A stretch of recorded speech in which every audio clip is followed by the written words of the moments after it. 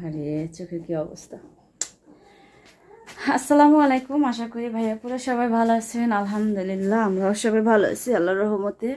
বাবার বাড়ি থেকে চলে আসছি খুব তাড়াহুড়ো করে, এখন দিছে আসরের আজান।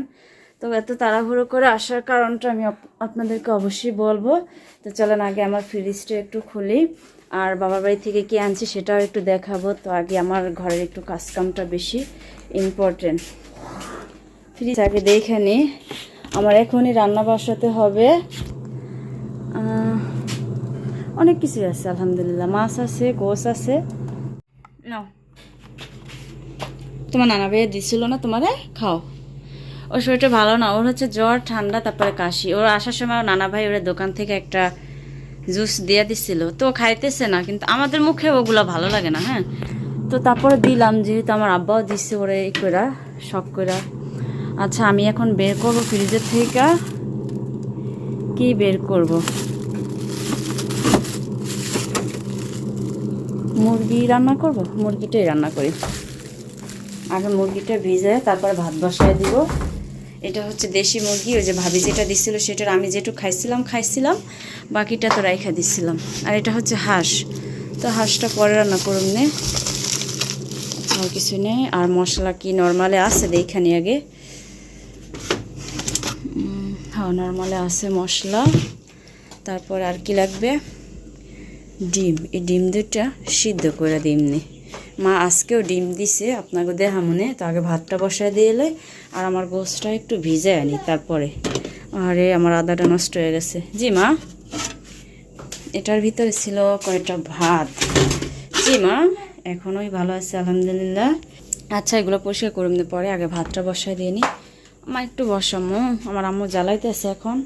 আর এই যে ব্যাগে করে আনছি দেখেন না, নিচে রাইখে দিছি যে দেখামনে পরে। আর এদিকের অবস্থায় যে আমি ইঁদুরের ওষুধ রেখে গেছিলাম, তো সেগুলো ময়লা হয়ে আছে। আমি বড় একটা পাতিলে চাল দিলাম, ধুতেছি আর বুঝটা একটু ভিজাবো। আবার একটু বসো মা। আমার ভাতটাও আমি একটু ধুয়ে একসাথে চালের সাথে দিয়ে দিব, আর চালটাও আমি এই যে ধুয়ে রেখে দিচ্ছি একটু পানি দিয়ে। জি মা, আমার ওটা ধরে না বেবি, ভাঙে যাবে মা। আমার হচ্ছে কপালটাই আজকে খারাপ। এত তাড়াহুড়ো করে আসছি, মা হচ্ছে 2 লিটারের একটা দুধের বোতল ভরে দিয়ে দিছে। আর এগুলো হচ্ছে আমাদের ঔষধপত্র। আর মা দিছে কিছু শাক, লাউ শাক, একদম গাছের থেকে তাজাটা পায়রা। আমি হচ্ছে আজকে খুব তাড়াহুড়ো করে কাজ করতেছি, কারণ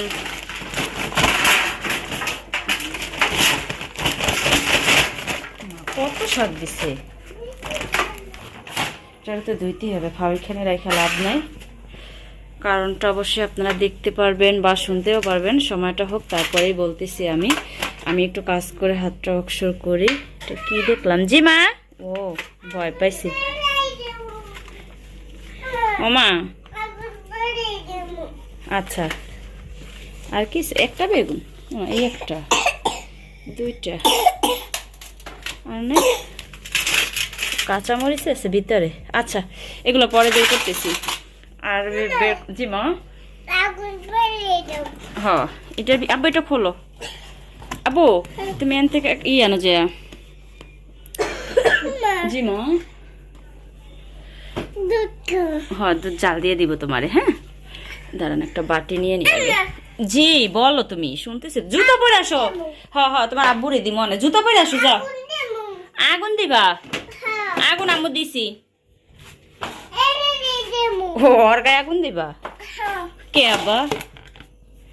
জুতা পায়ে দাও, সুন্দর করে পায়ে দিও। হ্যাঁ, যে ঠান্ডা পড়তেছে। মার যা ছিল ঘরে তাই দিয়ে দিছে প্রত্যেকবারের মতোই। জি মা, হাঁসের ডিম আর মুরগি ডিম মিলাইনে তো এর লেগে। এই তো 3টা 6টা 9টা। হ্যাঁ, হাঁসের ডিম কম। আচ্ছা, এদিকে একটা জিনিস আমি দেখাই।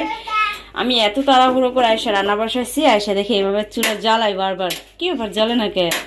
তারপরে এটা অফ করে এইটা জ্বালাইলাম, এটা দেখে গ্যাস নাই। মানে গ্যাসের বোতল আমার একদম খালি হয়ে গেছে। জি মা, আচ্ছা দিও। আর এখন আমি যেটা রান্না করব, এখানে একটু মুরগির মাংস ভিজায় নিছি। এটা হচ্ছে গিয়ে দেশি মোরগ, এটারে আমি এই যে একটু আলু কেটে নিছি, আলুটা দিয়ে ভুনা ভুনা করবো। আর এটা আমি সুন্দরভাবে বাইসা নেওয়ার জন্য জি মা বারবার পানি পাল্টাইছি। আর এখানে রাখছি হাঁসের ডিম রাখছি 2টা, এখানে প্রেসার কুকারে রান্না করবো, এই জন্য সব কিছু গোছায় রাখছি। ফ্রিজের থেকে মশলা বের করছি। জি বলো, দেখ ঔষধটা কই হালাইছে।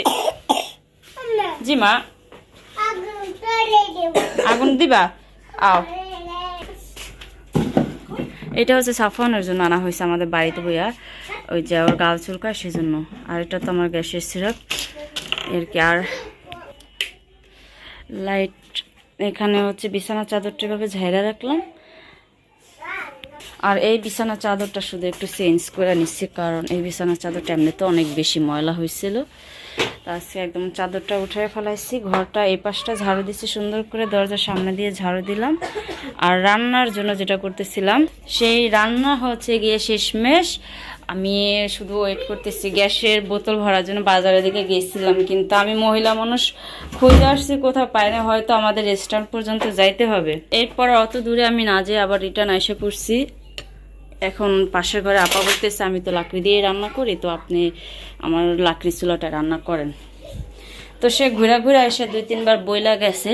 তো ভাবলাম তাহলে আর ওয়েট না করে যাই। কিছু কিছু সময় এই ছোটোখাটো ঋণ, এগুলো অনেক বড় ঋণ হয়ে যায়। হ্যাঁ, দেখা যায় অনেক ঋণ শোধ করা যায়। আর এই সমস্ত ছোটোখাটো ঋণ, জি মা আচ্ছা যাও, এই ছোটোখাটো ঋণ কখনোই শোধ করা যায় না। কারণ হয়তো বিষয়টা সামান্য, কিন্তু দিন শেষে কিন্তু অনেক উপকারের। যেহেতু আমি চালটা ধুয়ে নিছিলাম, আমি অনেক খুঁজছি পাইনি, কয়েকটা দোকান ঘুরে আসছি, না পাওয়া যেহেতু আপা দিছে, না হলে আজকে চালগুলো নিয়ে আমি কি করতাম বুঝে নালা।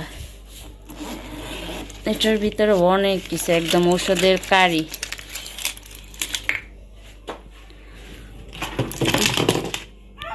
তো আমাকেও অনেক ঔষধ আছে, এই ওষুধগুলো ছিল আমার গায়ের চুলকানির জন্য। একটার আছে মাত্র একটা। আমি জায়গার জিনিসগুলো জায়গায় রাখতেছি গুছাইয়া। আমাদের অনেক কাপড় ছিল যেগুলো আমরা ব্যবহারই করিনি, সেগুলো আবার সুন্দরভাবে গুছাই গুছাই যার যার ডয়ারে রাখতেছি। তো সব কাজের ভিতরে আমি কিন্তু যেটা আগে করার সেটাই সবসময় আগে করার চেষ্টা করি। এখানে বেগুন ভাজার জন্য আমি হলুদ মরিচ আর লবণ মাখায় সুন্দরভাবে রাখা দিলাম। তবে কাটার পরে যেটা বুঝলাম যে আমি বেগুনটা বেশি কেটে ফেলেছি, একটা বেগুন হলে যথেষ্ট ছিল। এখানে একটু আলু আর এই যে মুরগি গোশটা আমি নিয়ে নিলাম। এখন এখান থেকে 2টা একটা থালা বাটি বের করছি, ওগুলো ধুয়ে এখান থেকে ঝাড়ু দিলেই আমার আজকের মতো পাকঘরের কাজ শেষ। এরপরে রান্না বান্না।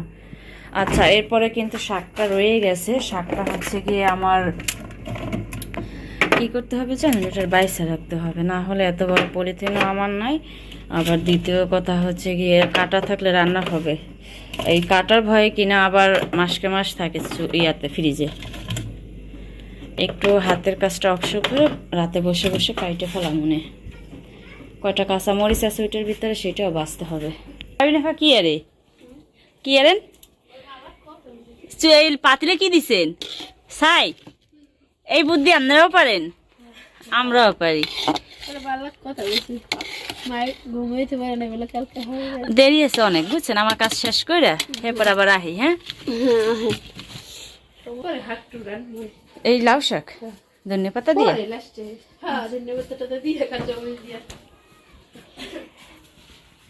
এই নাই আপনার বুতুম পেশারে কই ওই ওই গিরে বাড়ি দেয় দে, এটা খাঁচার ভিতরে রয়েছে। হ্যাঁ, খাদিজারে যে একটা ফাল দিছে আমি তো ভয় পাইছি, ধরা যায় না দেখ নি। এই যে কেমনে দেয় আম সুন্দর করে, এটাতে কামড় দেয় অনেক জোরে, খপ্পাস করে উঠে একেবারে। 3 জাত হইতে পারে, মানুষের ভিতরে তো আমরা কত জাত, অনেক। চোখটা একটু মেল, বিকেলবেলা আমি আইদে অনেক সুন্দর করে একবারে দাঁড়ায় রয়েছে খাঁচার ভিতরে। আর সে চিন্তিত, এখন বন্দি হয়ে গেছে না এ রে। হ্যাঁ, আলাদা হয়ে গেছে না। তো ভাতও প্রায় হয়ে যাইতেছে, আমার এদিকে গোছানো হয়ে গেছে।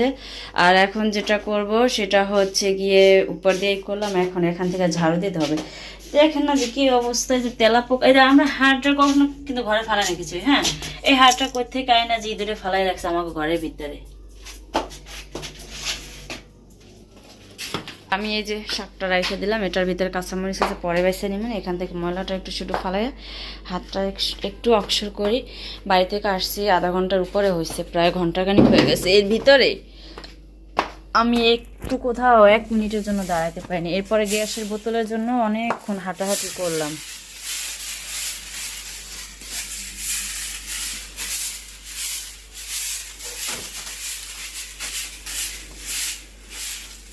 আর আরেকটা কথা আমি বলি, কাজের ফাঁকেই যেহেতু কাজ করতেছি, ওইভাবে করে ফ্রি হতে পারে কিনা সেও জানি না। আজকে হচ্ছে সালমান আর ওর আব্বু আসতেছে। সালমান শারীরিকভাবে একটু অসুস্থ, হঠাৎ করে অসুস্থ হয়েছে, আর হঠাৎ করে ওরে নিয়ে দেশে আসতেছে। এই জন্যই কিন্তু আমি খুব তাড়াহুড়ো করে চলে আসছি। আর আশা করি আজকের ভিডিওতে দেখাবো। এতক্ষণে আসার কথা, হ্যাঁ গো, কিন্তু এখনও আয়সা পৌঁছতে পারে না, তবে আসবে। আর আমি আশা করি আজকের ভিডিওতেই আপনাদের সাথে শেয়ার করতে পারবো যে সালমান আসছে, ওর আব্বু আসছে। দোয়া করবেন সুন্দরভাবে যেন আসতে পারে সহি সালামতে। শুধু সিমেন্টের গুঁড়া উঠতেছে। শেষ ময়লা উঠানো, ঝাড়ু বেলচাটা ধুয়ে দিছি। দুধের বোতলটা একটু ভিজে রাখি। কষ্ট লাগে, ওর আব্বু আসতেছে এত কষ্ট করে, বাসে আসতে যে কষ্ট, কিন্তু এর ভিতরে আসার সাথে সাথে যে একটা খাবার দিব জোগাড় করে, ওই জিনিসটাই মনে হয় হবে না আজকে। কি যে একটা সমস্যা, আল্লাহ মাফ করো। এতক্ষণ আমার রান্না প্রায় শেষ পর্যায়ে যেত, যেমন রান্না হইতো কাজও হইতো, এরকম একটা বিষয় না। আর ভয় হইতে আছে, আসার কথা আরও 1-1.5 ঘন্টা আগে, কিন্তু এখনও আসতেছে না। মানে আরও 1 ঘন্টা আর আগে আর বাসায় থাকারই কথা। আচ্ছা, আমি রান্না বান্না করি এতক্ষণে, ওই লাকড়ির চুলা আইসা যায়, তারপরে দেখা মনে আপনাদের সাথে। আর এই ভিডিওতে যদি আমি নাও পারি, তাও চেষ্টা করবো আগামীকালকে ভিডিওতে আপনাদের সাথে শেয়ার করার।